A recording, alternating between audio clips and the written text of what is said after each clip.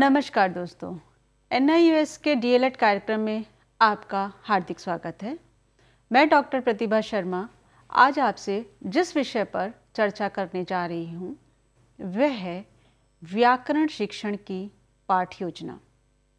दोस्तों, व्याकरण शिक्षण की पाठ योजना के बारे में चर्चा करने से पूर्व हम इस विषय पर थोड़ा सा चर्चा करते हैं कि व्याकरण का तात्पर्य क्या है। व्याकरण महर्षि पतंजलि और महर्षि पाणिनि के अनुसार व्याकरण शब्दानुशासन है, अर्थात शब्दों के ऊपर अनुशासन। हम जिन शब्दों का प्रयोग करते हैं वह किस संदर्भ में करते हैं, किस वचन और काल के लिए करते हैं, उसके अनुसार व्याकरण में नियमों का निर्धारण किया गया है। तो व्याकरण इस प्रकार से शब्दानुशासन है क्योंकि हमको उन व्याकरण के नियमों के अनुरूप ही शब्दों का प्रयोग करना होता है। व्याकरण शब्द की उत्पत्ति कृ धातु में वी और आ उपसर्ग तथा ल्युट प्रत्यय लगाकर हुई है, जिसका तात्पर्य होता है व्याक्रियन्ते, अर्थात जिसके द्वारा अर्थ स्वरूप के माध्यम से शब्दों की व्याख्या होती है। अर्थात व्याकरण शब्दों की व्याख्या करता है, ध्वनियों की व्याख्या करता है, वाक्य विचार करता है। व्याकरण कितने प्रकार का होता है? व्याकरण दोस्तों वस्तुतः 3 प्रकार का होता है। पहला शास्त्रीय अथवा सैद्धांतिक व्याकरण, दूसरा व्यावहारिक व्याकरण और तीसरा प्रासंगिक व्याकरण। शास्त्रीय अथवा सैद्धांतिक व्याकरण वस्तुतः पूर्व में निर्मित वाक्य, शब्द, स्वर या ध्वनि संरचना से संबंधित नियमों का यथारूप ज्ञान प्रस्तुत करने वाला व्याकरण है। इस व्याकरण में भाषा की शुद्धता को प्राथमिकता दी जाती है। वस्तुतः इसी व्याकरण के द्वारा हमको शुद्ध भाषा के व्यवहार करने संबंधी नियमों का ज्ञान होता है। दूसरा रूप है व्यावहारिक व्याकरण का। चॉम्स्की के अनुसार, चॉम्स्की एक सार्वजनिक व्याकरण के बहुत बड़े ज्ञाता और विद्वान हैं, जिन्होंने ये कहा है कि व्याकरण में यथासंभव परिवर्तन स्वीकार्य होने चाहिए, क्योंकि व्याकरण में नियमों की अपेक्षा व्यावहारिकता पर बल होना चाहिए। अर्थात संप्रेषण को बोधगम्य बनाने की दृष्टि से भाषा में इतना लचीलापन होना चाहिए कि वहाँ पर हम अपनी आवश्यकता के अनुसार यथासंभव परिवर्तन कर सकें। तो यह व्याकरण व्यावहारिक व्याकरण कहलाता है, जिसमें संप्रेषण को बोधगम्य बनाने की दृष्टि से परिवर्तनों को स्वीकार किया जाता है। तीसरे प्रकार का व्याकरण प्रासंगिक व्याकरण कहलाता है, जिसमें अभिव्यक्ति की स्पष्टता पर बल दिया जाता है। जैसे बहुत सारे कहानीकार, उपन्यासकार जब अपनी साहित्यिक अभिव्यक्ति करते हैं तो उसमें भाषा की स्पष्टता पर बल होता है, शुद्धता पर भी बल होता है, लेकिन कहीं कहीं उसमें अशुद्धियां भी स्वीकार कर ली जाती हैं। वह भाषा की देसीपन को ध्यान में रखते हुए उस प्रकार की अशुद्धियों को स्वीकार कर लेता है। तो यह व्याकरण प्रासंगिक व्याकरण कहलाता है। व्याकरण शिक्षण के उद्देश्य क्या हैं? दोस्तों, व्याकरण शिक्षण की पाठ योजना पढ़ने से पूर्व हमको यह पता होना चाहिए कि व्याकरण शिक्षण के उद्देश्य क्या हैं, क्योंकि बिना उद्देश्यों को समझे बिना अध्यापक सही पाठ योजना का निर्माण नहीं कर सकता। व्याकरण शिक्षण का जो प्रमुख उद्देश्य है उसमें विद्यार्थियों को विविध ध्वनियों का ज्ञान देना महत्वपूर्ण है। विद्यार्थी विभिन्न ध्वनियों का ज्ञान प्राप्त करते हैं। इसके साथ साथ व्याकरण शिक्षण के द्वारा विद्यार्थियों में सृजना और सृजनात्मक प्रवृत्ति का विकास भी किया जाता है। विद्यार्थियों को शुद्ध भाषा का प्रयोग करना सिखाया जाता है और भाषा से संबंधित नियमों का ज्ञान भी दिया जाता है। तो व्याकरण शिक्षण के द्वारा विद्यार्थियों को वस्तुतः शुद्ध बोलने, लिखने और पढ़ने के कौशल का विकास कराता है और इसके साथ साथ उनको शुद्ध बोलने, लिखने और पढ़ने की प्रेरणा भी देता है। अध्यापक व्याकरण शिक्षण के माध्यम से विद्यार्थियों में भाषा कौशलों का विकास करता है। व्याकरण शिक्षण की पाठ योजना के प्रमुख चरण। अब विद्यार्थियों, हम लोग यहाँ बात करते हैं कि जब एक अध्यापक व्याकरण शिक्षण की पाठ योजना बनाता है तो उसको किन चरणों में उसका निर्माण करता है। जैसे सबसे पहले उसको प्रस्तुतिकरण से पूर्व की तैयारी करनी होती है, फिर वह कक्षा में उसका प्रस्तुतिकरण करता है और तत्पश्चात वह उसका मूल्यांकन करता है। तो इस प्रकार दोस्तों यह 3 चरणों की प्रक्रिया है और इसका एक के बाद एक अब हम लोग अध्ययन करेंगे कि पूर्व तैयारी के अंतर्गत अध्यापक को किस किस प्रकार की तैयारी करनी होती है। पूर्व तैयारी के अंतर्गत अध्यापक सर्वप्रथम व्याकरण शिक्षण के सामान्य और विशिष्ट उद्देश्यों का चयन करता है। यह चयन शीर्षक को ध्यान में रखकर किया जाता है। जिस प्रकार का शीर्षक होता है उसी प्रकार के विशिष्ट उद्देश्यों का चयन किया जाता है और फिर इन विशिष्ट उद्देश्यों को अधिगम अनुभवों में परिवर्तित किया जाता है और उनको लिपिबद्ध किया जाता है। विशिष्ट उद्देश्यों का अधिगम अनुभवों में लिखने के बाद अध्यापक विद्यार्थियों के पूर्व ज्ञान का अनुमान लगाता है और उसको लिपिबद्ध करता है। अध्यापक को यह सटीक अनुमान लगाना होता है कि विद्यार्थी जो पाठ पढ़ाया जाने वाला है उससे पूर्व किन पाठों का अध्ययन कर चुके हैं और उनके पूर्व ज्ञान का स्तर क्या है। छात्रों के पूर्व ज्ञान का अनुमान करने के पश्चात अध्यापक विद्यार्थियों के लिए प्रस्तावना हेतु उचित विधि का निर्धारण करता है। वह यह अनुमान लगाता है कि जब वह कक्षा में जाएगा तो वह किस प्रकार विद्यार्थियों के सम्मुख पाठ प्रस्तुत करेगा। वह प्रश्नों के माध्यम से करेगा, चित्र दिखाकर करेगा, विद्यार्थियों से उनके अनुभवों को शेयर करने के साथ करेगा, अर्थात वह किस प्रकार करेगा, इसके लिए उसको उचित विधि का निर्धारण करना होता है। प्रस्तावना हेतु उचित विधि का निर्धारण करने के बाद विद्यार्थियों अध्यापक को यह भी पूर्व में तय करना होता है कि वह पाठ को पढ़ाने के लिए किस शिक्षण विधि का और किन प्रविधियों का प्रयोग करेगा। उच्च शिक्षण विधि का चयन करना अत्यंत आवश्यक होता है और उसके लिए सहायक प्रविधियों का चयन करना अत्यंत आवश्यक होता है कि वह समय समय पर इसका उचित प्रयोग कर सके और अपने पाठ को रोचक और प्रभावी बनाने की दृष्टि से वह किस सहायक सामग्री का चयन करेगा यह भी उसको पूर्व में तय करना होता है। तो विद्यार्थियों, इस प्रकार हमने देखा कि पूर्व तैयारी के लिए अध्यापक को विशिष्ट उद्देश्यों का चयन करने से लेकर सहायक सामग्री तक का चयन करना होता है। व्याकरण शिक्षण की पाठ योजना का द्वितीय चरण है प्रस्तुतिकरण, जो कि वास्तविक कक्षा शिक्षण अधिगम परिस्थिति होती है। इसमें अध्यापक प्रस्तावना प्रस्तुत करता है, छात्रों के पूर्व ज्ञान को नवीन ज्ञान से संबंधित करने के लिए वह उनसे प्रश्न पूछता है और उसके पश्चात उनको उद्देश्य कथन देता है या उनको उद्बोधन देता है कि आज हम कक्षा में क्या पढ़ने जा रहे हैं। उद्देश्य कथन करने के पश्चात वह बिंदुवार अपनी प्रस्तुति प्रस्तुत करता है।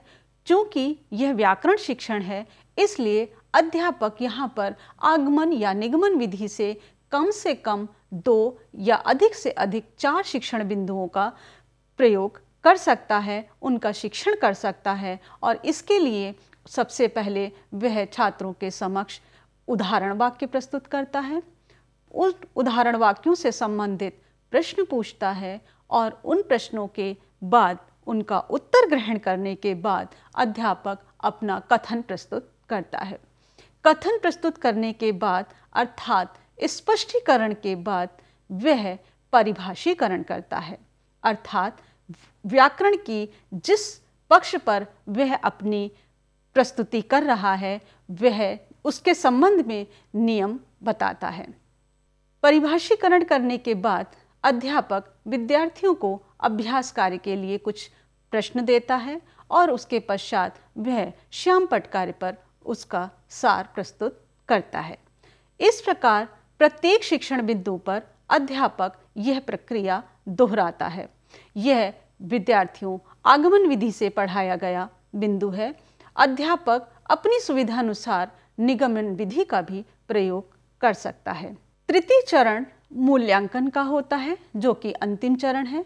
यहाँ पर अध्यापक अपने पूर्व निर्धारित उद्देश्यों की प्राप्ति की सीमा का मूल्यांकन करता है।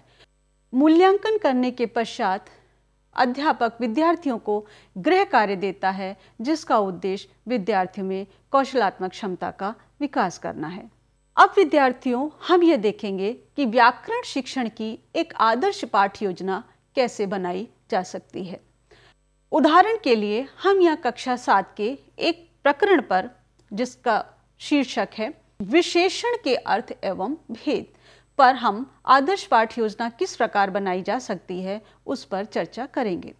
चूंकि पूर्व तैयारी के अंतर्गत अध्यापक को सबसे पहले सामान्य उद्देश्यों का निर्धारण करना होता है, तो यहाँ पर अध्यापक इस विषय पर, इस शीर्षक पर अपने जिन सामान्य उद्देश्यों का निर्धारण करता है वह हैं छात्रों को शुद्ध भाषा का प्रयोग सिखाना, शुद्ध वाचन, लेखन और पठन कौशल का विकास करना, उनमें व्याकरण के माध्यम से रचना और सृजनात्मक प्रवृत्ति का विकास करना। चूंकि हमारा प्रकरण है विशेषण के अर्थ और भेद, तो यहाँ पर अध्यापक जिन विशिष्ट उद्देश्यों को लेकर चलता है वह हैं छात्र विशेषण के अर्थ एवं परिभाषा का प्रत्यास्मरण कर सकेंगे। दूसरा जो विशिष्ट उद्देश्य होता है और होगा वह है विशेषण के विभिन्न भेदों में अंतर कर सकेंगे, अंतर समझ सकेंगे। इसके साथ साथ जो विशिष्ट उद्देश्य अन्य हो सकता है वह है विशेषण के विभिन्न भेदों को पहचान कर अपने वाक्यों में प्रयोग कर सकेंगे। तो विद्यार्थियों, आपने देखा कि यहाँ पर विशिष्ट उद्देश्यों के अंतर्गत ज्ञानात्मक उद्देश्य, अवबोधात्मक उद्देश्य और प्रयोगात्मक उद्देश्य तीनों का उल्लेख किया गया है। उद्देश्यों का निर्धारण करने के पश्चात इस प्रकरण पर अध्यापक जो पूर्व ज्ञान का अनुमान लगाता है वह है कि छात्र संज्ञा और सर्वनाम के अर्थ और परिभाषा से परिचित हैं और वाक्यों में इनकी पहचान कर सकते हैं। विद्यार्थियों, ये बहुत स्वाभाविक है कि जब हम विशेषण पढ़ने जाते हैं तो उससे पूर्व हम संज्ञा और सर्वनाम को पढ़ते हैं। तो यहाँ पर अध्यापक का अनुमान एकदम सही है कि विशेषण पढ़ाने से पूर्व छात्र संज्ञा और सर्वनाम का अर्थ पढ़ चुके हैं, वो उससे परिचित हैं। पूर्व ज्ञान का अनुमान लगाने के बाद वह शिक्षण विधि का निर्धारण करता है और वह इसके लिए आगमन और निगमन विधि का चयन करता है। शिक्षण विधि का निर्धारण करने के पश्चात वह सहायक सामग्री के रूप में चित्र और चार्ट का प्रयोग करने का फैसला करता है, उसका चयन करता है। अब बारी आती है प्रस्तुतिकरण की। प्रस्तुतिकरण के प्रथम चरण में प्रस्तावना के लिए अध्यापक प्रश्नों का चयन करता है, तय करता है कि वह प्रश्नों के माध्यम से प्रस्तावना करेगा और यह प्रस्तावना विद्यार्थियों के पूर्व ज्ञान पर आधारित होगी। चूँकि विद्यार्थियों के पूर्व ज्ञान के रूप में अध्यापक ने यह अनुमान लगाया है कि विद्यार्थी संज्ञा और सर्वनाम पढ़ चुके हैं, तो वह उन्हीं के ऊपर प्रश्नों का निर्माण करता है और इस प्रकार से अपनी प्रस्तावना को प्रस्तुत करता है। प्रस्तावना का अंतिम प्रश्न समस्यात्मक होता है, वह सीधे नवीन ज्ञान से संबंधित होता है, वह सीधे यहाँ पर वह सीधे विशेषण के संदर्भ में होता है जो कि समस्यात्मक है। क्योंकि जिसका अध्ययन विद्यार्थी नहीं कर सके हैं इसलिए वह उनके लिए समस्यात्मक प्रश्न होता है। और उसके पश्चात अध्यापक विद्यार्थियों को उद्बोधन देता है, यह उद्देश्य कथन करता है कि आज हम कक्षा में विशेषण के अर्थ और उसके भेदों का अध्ययन करेंगे।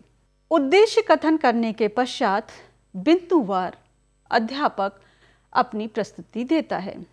चूंकि यहाँ पर प्रकरण है विशेषण का अर्थ और उसके भेद, तो यहाँ पर अध्यापक 5 बिंदुओं में अपनी प्रस्तुति देता है, जिसके प्रथम बिंदु के अंतर्गत वह विशेषण का अर्थ और उसकी परिभाषा को प्रस्तुत करता है। और इसके लिए वह चरणबद्ध ढंग से सबसे पहले उदाहरण वाक्य प्रस्तुत करता है, फिर वह विद्यार्थियों से प्रश्न पूछता है। उन उदाहरण वाक्यों से संबंध में पूछे गए प्रश्नों के आधार पर अध्यापक स्पष्टता देते हुए अपना कथन प्रस्तुत करता है और उसके बाद उस कथन के आधार पर सार रूप में अपनी परिभाषा प्रस्तुत करता है, विशेषण का अर्थ स्पष्ट करता है। और इस प्रकार से वह द्वितीय शिक्षण बिंदु के संदर्भ में वह विशेष्य का अर्थ बताता है और विशेष्य का अर्थ बताने के लिए भी वह इसी प्रक्रिया को दोहराता है। सर्वप्रथम उदाहरण वाक्य प्रस्तुत करता है, फिर प्रश्न पूछता है, फिर अपना कथन प्रस्तुत करता है और फिर परिभाषीकरण देता है। और इसके बाद विशेषण और विशेष्य का अर्थ बताने के पश्चात वह विशेषण के तीनों भेदों गुणवाचक, संख्यावाचक और परिमाणवाचक का स्पष्टीकरण करता है, बिंदुवार करता है और उसके लिए वह उसी प्रक्रिया को दोहराता है। सबसे पहले उदाहरण वाक्य प्रस्तुत करता है, प्रश्न करता है, अपना कथन देता है और परिभाषीकरण करता है। तीनों भेद बताने के पश्चात अध्यापक अभ्यास कार्य कराता है। विद्यार्थियों को अभ्यास कार्य के रूप में वाक्यों की रचना करने के लिए कहा जा सकता है, विशेषण शब्दों को चिन्हित करने के लिए कहा जा सकता है। अनेक प्रकार की क्रियाएं अध्यापक यहाँ आयोजित कर सकता है। अध्यापक अभ्यास कार्य कराने के पश्चात श्याम पट पर उनका सार प्रस्तुत करता है। जो भी परिभाषाएं उसके द्वारा प्रस्तुत की गई, जो भी उदाहरण उसके द्वारा प्रस्तुत किए गए, उसके आधार पर वह सार रूप में श्याम पट पर लिखता है और विद्यार्थियों को यह निर्देश देता है कि वह इसे अपनी कॉपी में उतार लें। श्याम पट कार्य करने के पश्चात अध्यापक श्याम पट पर लिखी गई समस्त सामग्री को मिटा देता है और फिर विद्यार्थियों से मूल्यांकन प्रश्न करता है। मूल्यांकन प्रश्नों का उद्देश्य यह होता है कि अध्यापक यह जान सके कि उसके द्वारा निर्धारित उद्देश्यों की प्राप्ति किस सीमा तक हुई है, और अगर वह प्राप्ति नहीं हुई है तो उसको अगली योजना में किस प्रकार से कार्य करना होगा। मूल्यांकन प्रश्न के बाद अध्यापक विद्यार्थियों को गृह कार्य देता है और गृह कार्य के रूप में उनको अभ्यास कार्य दे सकता है या मौलिक रचना के लिए दे सकता है। तो इस प्रकार से दोस्तों हमने यह देखा कि एक आदर्श पाठ योजना किस प्रकार से बनाई जाती है और किस प्रकार से प्रस्तुत की जाती है। अब विद्यार्थियों, यहाँ पर आपके सामने व्याकरण शिक्षण की पाठ योजना का एक संक्षिप्त प्रारूप प्रस्तुत है। इस संक्षिप्त प्रारूप के माध्यम से अध्यापक, छात्राध्यापक अपनी पाठ योजना का निर्माण कर सकते हैं। पाठ योजना की संख्या कौन सी है, वो किस तिथि को पढ़ाई जाने वाली है, किस कक्षा की है, किस विषय की है, किस प्रकरण की है, इत्यादि सबका उल्लेख करते हुए वह सामान्य उद्देश्यों और विशिष्ट उद्देश्यों को संक्षिप्त रूप में लिखता है।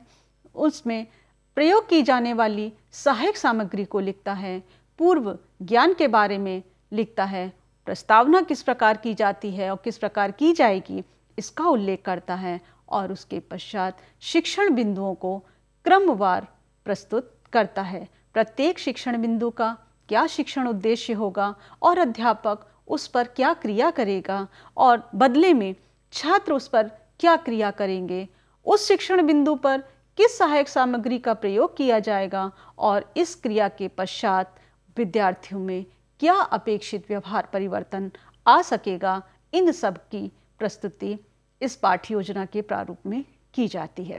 तो इस प्रकार से 3 या 4 बिंदुओं को प्रस्तुत करने के पश्चात अध्यापक उनमें कराए जाने वाले अभ्यास कार्य का, श्यामपट्ट सारांश का, कक्षा कार्य और निरीक्षण के रूप में वह क्या क्रिया करेगा उसका ब्यौरा लिखता है और पुनरावृत्ति प्रश्नों में किन प्रश्नों को प्रस्तुत किया जाएगा उसका उल्लेख करता है और फिर गृह कार्य का भी उल्लेख करता है। तो दोस्तों, आज हमने सीखा कि किस प्रकार से व्याकरण शिक्षण की पाठ्य योजना बनाई जा सकती है, व्याकरण शिक्षण के उद्देश्य क्या होते हैं, हमने इसके बारे में भी चर्चा करी। आशा है कि आपको इसके माध्यम से यह स्पष्ट हुआ होगा कि एक अध्यापक को व्याकरण शिक्षण की पाठ्य योजना के लिए किन चरणों को अपनाना चाहिए और किस प्रकार से वह एक आदर्श पाठ्य योजना बना सकता है और अपने शिक्षण को प्रभावी बना सकता है। तो दोस्तों, इसी के साथ मैं प्रतिभा शर्मा आपसे विदा लेती हूँ और अगले कार्यक्रम में फिर आपसे मुलाकात होगी। तब तक के लिए नमस्कार। हिंदुस्तान के हर कोने में नौजवानों के पास प्रतिभा है, उन्हें अवसर चाहिए। NIOS देता रहा है युवाओं को अवसर आगे बढ़ने का। NIOS से पढ़ने वाले इन युवाओं ने किया है संस्थान को गौरवान्वित। दिव्यांगों ने बन के दिखाया है सबल और आत्मनिर्भर। NIOS के साथ आप भी जुड़िए NIOS के संग।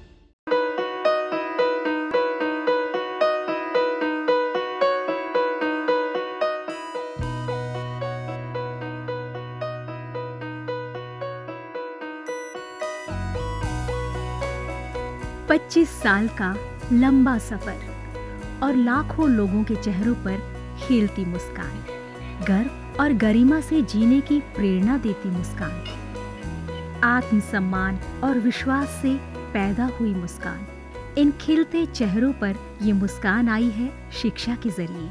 ये मुस्कान आई है national institute of open schooling यानी NIOS के जरिए। National institute of open schooling या राष्ट्रीय मुक्त विद्यालयी शिक्षा संस्थान, इस संस्थान का एक बड़ा उद्देश्य है आम आदमियों के जीवन को बेहतर बनाना। ऐसे लोग जिनके लिए शिक्षा एक दूर का सपना है या वे बच्चे जो परिवार की रोजी रोटी कमाने के लिए बीच में ही स्कूल छोड़ने पर मजबूर हो जाते हैं। NIOS ऐसे बच्चों और बड़ों को दोबारा शिक्षा से जुड़ने का मौका मुहैया कराता है ताकि वे एक बेहतर जीवन जी सकें। 1989 में स्थापना के बाद NIOS ने देश के लाखों बच्चों और वयस्कों को बेहतर शिक्षा से जोड़ा है।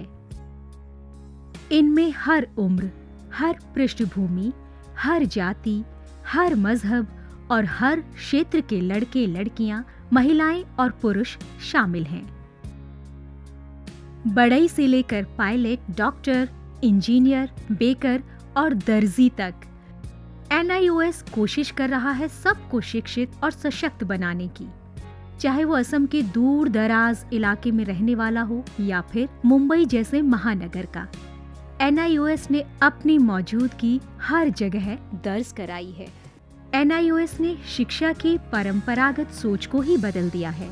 वो पढ़िए जो हम पढ़ाते हैं की जगह NIOS की नई सोच है, हम वो पढ़ाते हैं जो आप पढ़ना चाहते हैं। इस नई सोच ने लोगों को आगे बढ़ने और NIOS के साथ जुड़ने के लिए प्रोत्साहित किया है। शिक्षा उपलब्ध कराने के मामले में NIOS किसी सीमा को नहीं मानता, उम्र की सीमा को भी नहीं।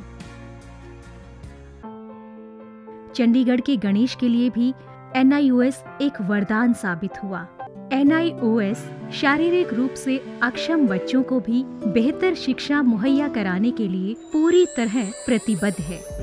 ऐसे बच्चों के लिए शिक्षा न केवल रोजगार के द्वार खोलती है, बल्कि उन्हें आत्मविश्वास और गर्व के साथ जीना भी सिखाती है।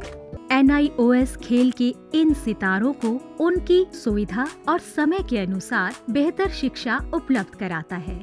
मेरी कॉम, सोमदेव देववर्मन, देविका रेबेका पल्लिकल, अरमान इब्राहिम, प्रद्युमन प्रकाश और अमय जोत सिंह NIOS सीमा पर खड़े उन प्रहरियों को भी शिक्षा से लाभान्वित करता है जो देश की सुरक्षा के लिए अपनी जान की बाजी लगाने से भी नहीं चूकते।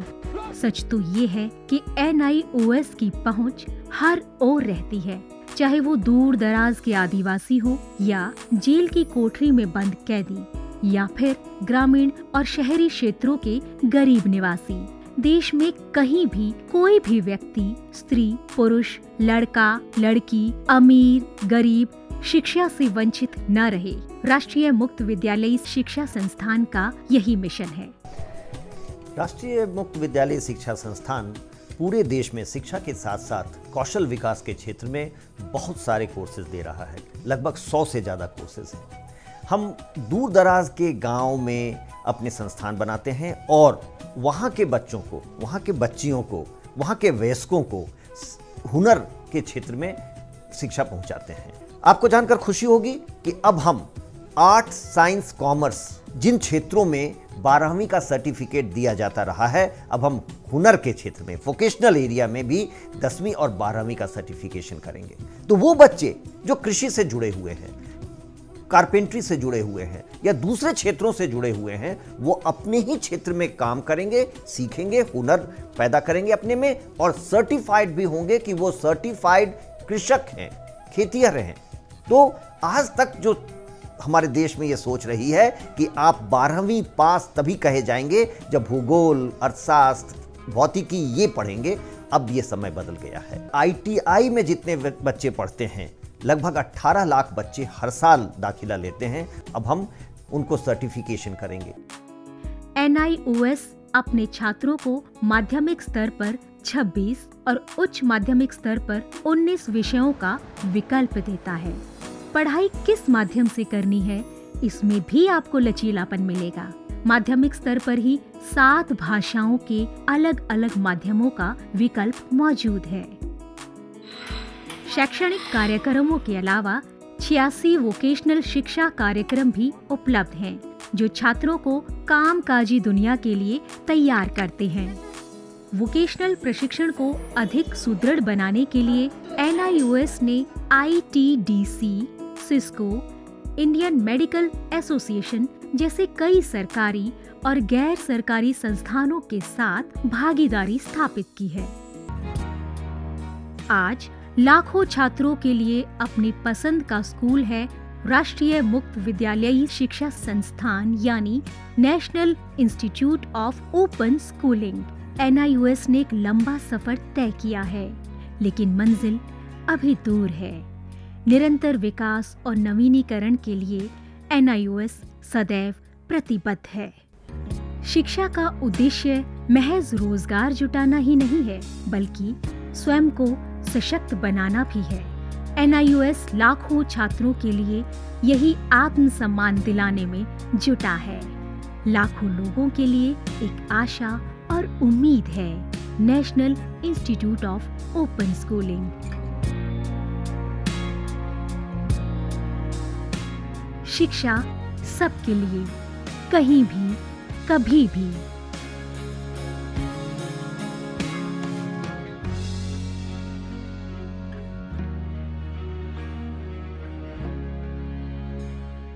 हिंदुस्तान के हर कोने में नौजवानों के पास प्रतिभा है, उन्हें अवसर चाहिए। NIOS देता रहा है युवाओं को अवसर आगे बढ़ने का। NIOS से पढ़ने वाले इन युवाओं ने किया है संस्थान को गौरवान्वित। दिव्यांगों ने बन के दिखाया है सबल और आत्मनिर्भर। NIOS के साथ आप भी जुड़िए NIOS के संग।